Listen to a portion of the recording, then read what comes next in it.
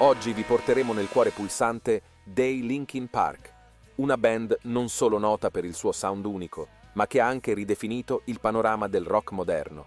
Dal loro impetuoso debutto con Hybrid Theory fino all'inaspettata svolta di Minutes to Midnight, la loro musica ha attraversato generazioni, toccato milioni di cuori e scosso l'industria musicale. Ma chi erano veramente i Linkin Park?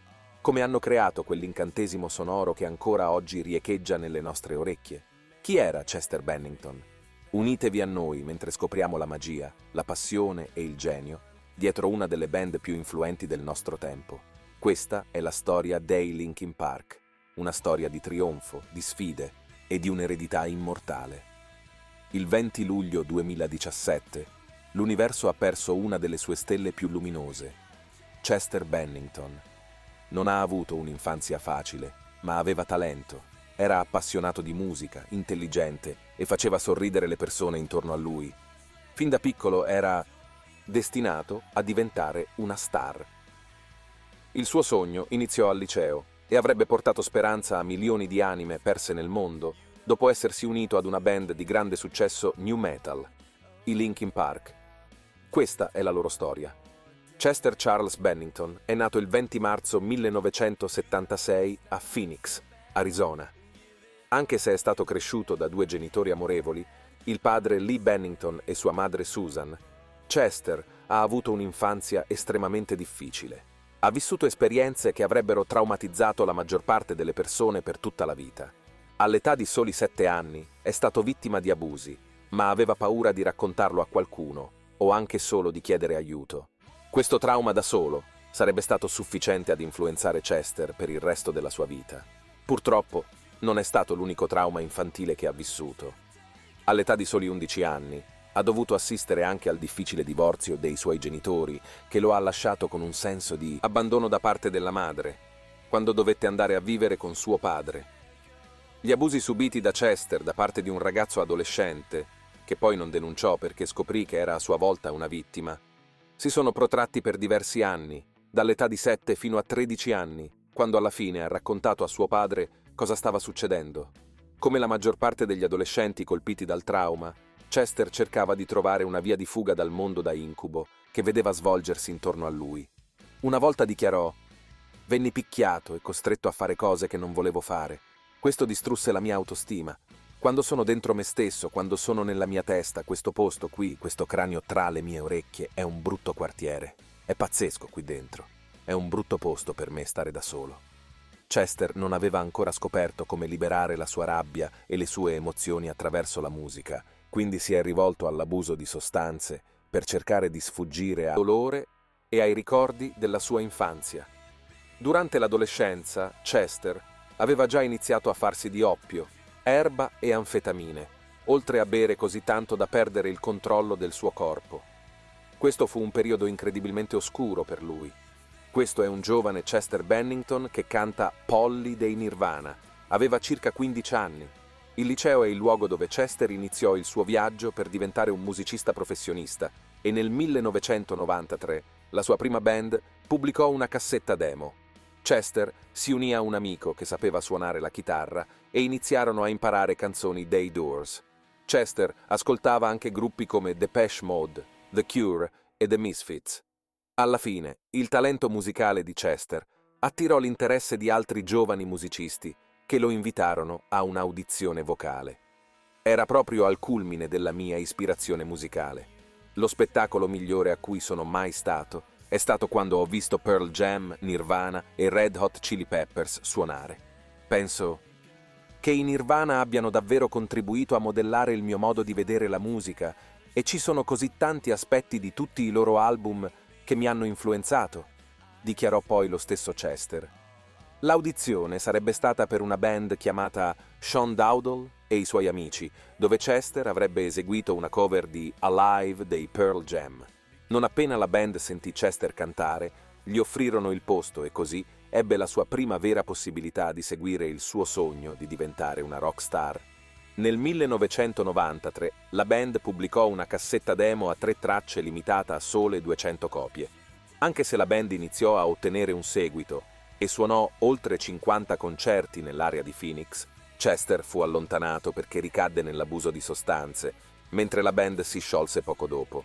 I Grey Days sarebbero stati la prossima avventura musicale di Chester, e questo è uno dei primi filmati noti di Chester che suona con questa band. Anche se i Grey Days sembravano più promettenti per Chester, per seguire i suoi sogni, pubblicando 2 album tra il 1993 e il 1999, purtroppo anche loro si sciolsero nel 1998. Anche se i Grey Days non regalarono a Chester uno stile di vita da rockstar, diedero una grande esperienza come musicista on the road e soprattutto sul lavorare in studio a registrare materiale, esperienza che lo avrebbe messo sul cammino dei Linkin Park. Nel 1996, 2 amici del liceo decisero di voler formare una band, ma non una band qualunque. Questa band sarebbe stata fondata sul principio di creare musica che non era come nulla che nessuno avesse mai sentito prima. Mike Shinoda e Brad Delson, entrambi nati nel 1977, frequentavano lo stesso liceo, Agura High School ad Agura Hills. È lì che i due diventarono amici e scoprirono l'amore reciproco per la musica. Quando Shinoda aveva solo 3 o 4 anni, sua madre lo incoraggiò a prendere lezioni di pianoforte classico. All'età di 13 anni scoprì il jazz, il blues e infine l'hip hop.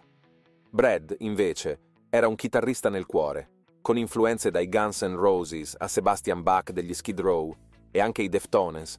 Sicuramente si può dire quindi che Delson sia stato fortemente influenzato dalla musica rock e metal che abbiamo sentito in tutta la discografia dei Linkin Park. Tuttavia, Linkin Park non sarebbe stato il nome iniziale della band di Shinoda e Delson. Il duo formò un gruppo chiamato Xero e reclutò Rob Bourdon come batterista, che era stato in una band con Delson precedentemente. Si dice che questa sia stata la formazione ufficiale dei Linkin Park, solo con un nome diverso. Xero registrò una demo a 4 tracce e nel 1997 finì per suonare al Whiskey a Go-Go a West Hollywood, aprendo per i System of a Down. Nonostante Shinoda pensasse che gli Xero si fossero esibiti male quella notte, in realtà sarebbe stato poi uno dei concerti più importanti nella storia dei futuri Linkin Park. Quella sera agli Xero venne offerto un contratto di sviluppo e i contratti di sviluppo spesso portano a contratti con grandi etichette discografiche. Questo sarebbe stato il vero inizio dei Linkin Park. I Linkin Park avevano ancora bisogno di alcuni ingredienti vitali per la loro miscela musicale. 1. Il nome effettivo Linkin Park e 2. Chester Bennington. Ricordo di essere stato piuttosto giovane. Eravamo in macchina. Io e i miei fratelli e sorelle stavamo giocando a un gioco in cui decidevamo cosa saremmo stati da grandi e risposi che volevo essere una rockstar. Era davvero divertente perché tutti mi guardavano come se fossi pazzo, perché loro erano seri su quello che volevano fare, ma anch'io lo ero. Ricordo sempre di essere stato attratto dalla musica in un modo in cui mi sentivo costretto a cantare. Mi sentivo costretto a sentire la musica in un modo importante, dichiarò Chester. Nel 1999, Xero era alla ricerca di un nuovo cantante e anche Chester cercava una nuova band. Scott Harrington, un vecchio amico di Chester nella discografia, aveva sentito parlare di una band emergente da Los Angeles e pensava che Chester potesse essere interessato. Harrington decise di chiamare Chester per raccontargli della band e dopo una breve conversazione Chester disse di essere interessato. Xero inviò a Chester una demo e dopo aver ascoltato il nastro, Chester ne rimase affascinato. Chester doveva partecipare alla sua festa di compleanno per i suoi 23 anni, ma invece andò immediatamente in studio per registrare alcune voci. Pochi giorni dopo aver ascoltato le tracce, Xero invitò Chester ad un'audizione a Los Angeles. Chester sentiva di avere un'enorme opportunità, ma non solo aveva un lavoro in Arizona, aveva già anche una moglie e un figlio, ma questo era il suo sogno. Sapeva che poteva non essergli mai più offerta un'opportunità del genere, doveva rischiare tutto. Prima che se ne rendesse conto, si trovò nello spazio di prova di Xero per l'audizione come cantante.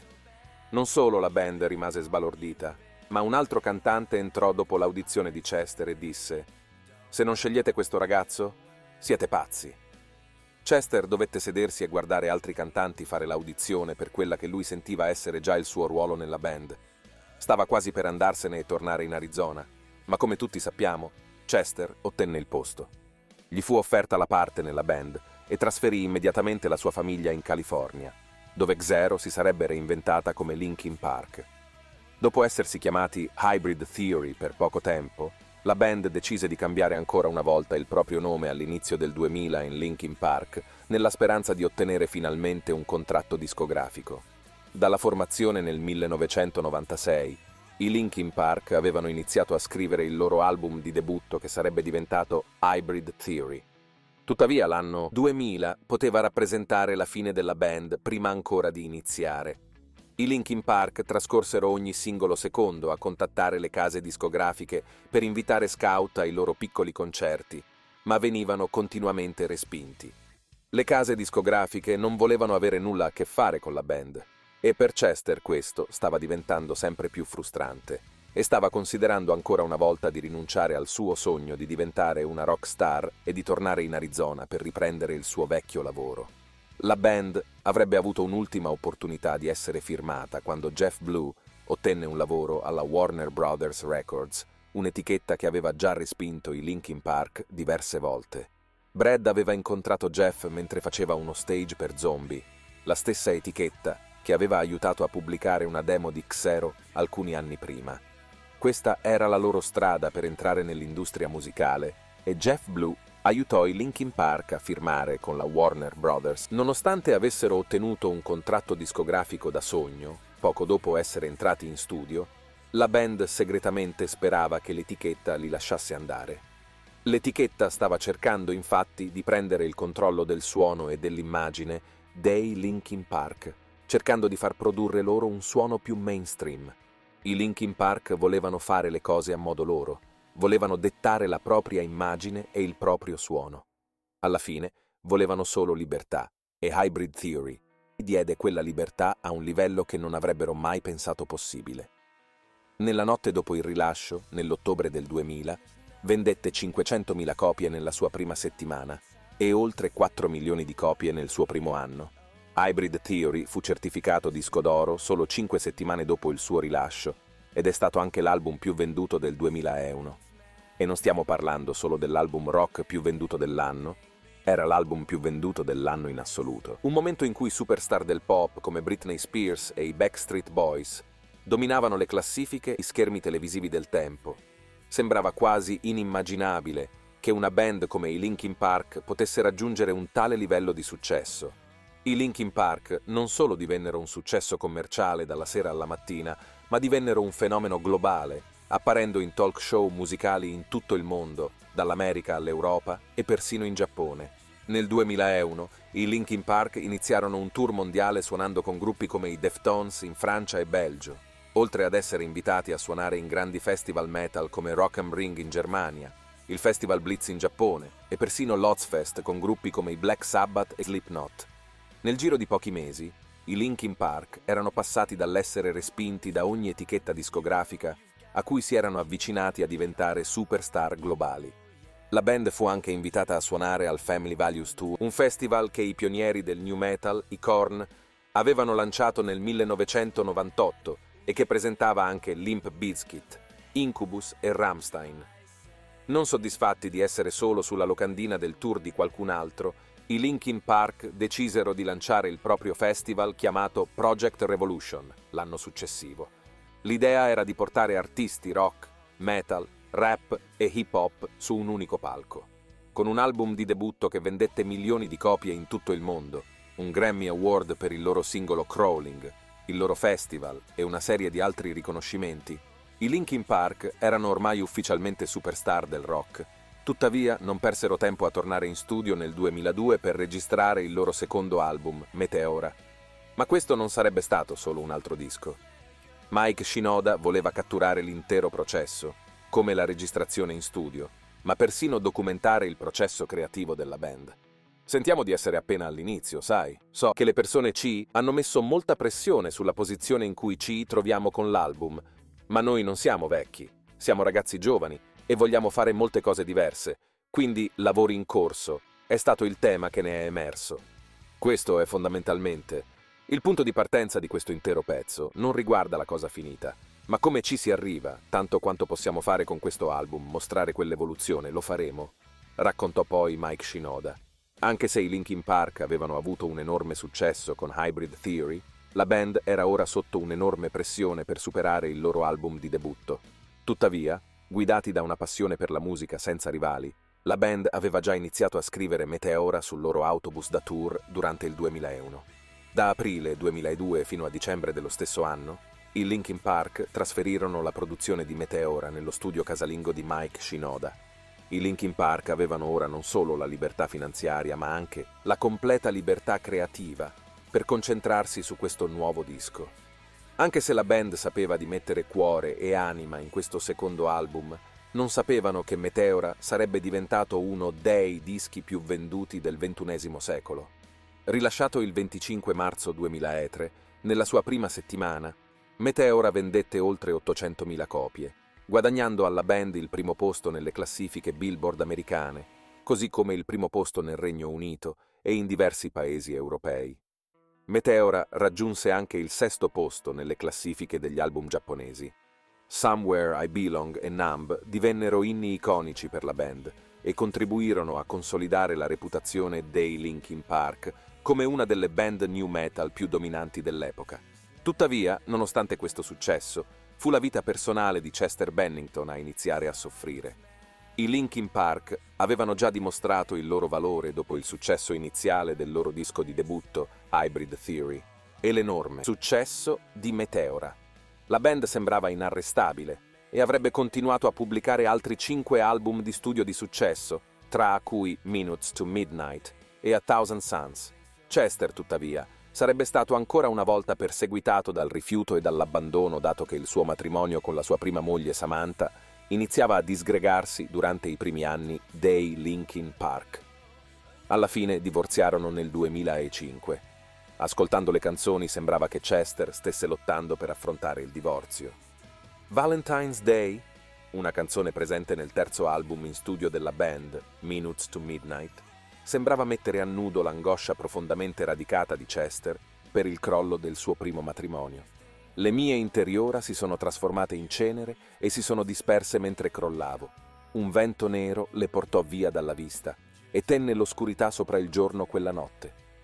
Anche se Chester avrebbe trovato un nuovo amore nella sua vita, nell'ex modella di Playboy Talinda Bentley, anche questo non fu sufficiente per lui per far fronte mentalmente al mondo intorno a lui. Nonostante avesse realizzato il suo sogno di diventare una rock star, Chester continuò a trascorrere la maggior parte della sua carriera con i Linkin Park, lottando con la dipendenza da sostanze e la depressione. Alla fine, tutto divenne troppo per lui. Durante il suo trascorso nei Linkin Park, Chester divenne amico stretto di Chris Cornell, membro fondatore dei Soundgarden e cantante degli Audioslave. Cornell aveva vissuto un'infanzia simile a quella di Chester, il che aveva portato anche Cornell a soffrire di gravi problemi di depressione fin dalla giovane età. Chris Cornell conosceva anche il dolore della dipendenza da sostanze e questo aiutò Cornell e Bennington a formare un legame naturale, diventando così sempre più legati nel corso degli anni. Chester aveva subito diverse fratture durante i tour, alcune delle quali richiedevano oltre un anno di riabilitazione fisica. Questo significava anche che venivano prescritti farmaci su prescrizione, aumentando così le sue dipendenze. Chester perse anche alcune persone a lui vicine a causa del cancro e oltre a questo stava lottando per mantenere insieme le relazioni con i suoi amici, la sua famiglia e anche i suoi compagni di band nei Linkin Park. Sembrava che la sua lotta con la depressione avesse una presa su di lui dalla quale non riusciva a liberarsi. Ero depresso e stavo bevendo di nuovo e poi stavo facendo tutte queste cose e mi dicevo, questo è pazzesco. Tutte le mie relazioni stavano soffrendo. Ero stanco perché ero tipo, fanculo il mondo, non è che ho bisogno di una pausa, ma è proprio fanculo a tutti voi, a tutti e a tutto. Non mi piace fare nulla, niente mi rende felice. Non mi piace nessuno. Ho anche detto a uno dei miei terapisti in un certo punto, non voglio solo sentire nulla, raccontò lo stesso Chester. Il 18 maggio 2017, la moglie di Chester dovette dargli la notizia che il suo migliore amico Chris Cornell era morto. Chester scrisse una lettera straziante a Chris dopo aver sentito la notizia. I pensieri di te hanno invaso la mia mente e ho pianto. Mi hai ispirato in tanti modi che non avresti mai potuto sapere. Non riesco a immaginare un mondo senza di te. Prego che tu trovi pace nella prossima vita. Il tuo amico Chester. 2 mesi dopo, il 20 luglio 2017, Chester si tolse la vita. I Linkin Park hanno toccato così tante vite che la memoria di Chester vivrà per sempre attraverso la sua musica. Abbiamo viaggiato attraverso le note intense e le melodie indimenticabili dei Linkin Park, scoprendo non solo la loro musica, ma anche il cuore e l'anima dietro ogni accordo. La loro storia non è solo un racconto di successo e innovazione, ma anche un potente promemoria di come la musica possa unire, ispirare e lasciare un'impronta eterna. Se questo viaggio nei ricordi e nella musica dei Linkin Park ha risvegliato anche in voi quella scintilla di passione, non dimenticate di lasciare un like, di iscrivervi al canale per non perdere altri viaggi emozionanti nel mondo della musica e di condividere nei commenti i vostri momenti preferiti legati a questa band leggendaria. Grazie per averci accompagnato in questa esplorazione musicale. Fino al prossimo video, continuate a vivere la musica con la stessa passione dei Linkin Park.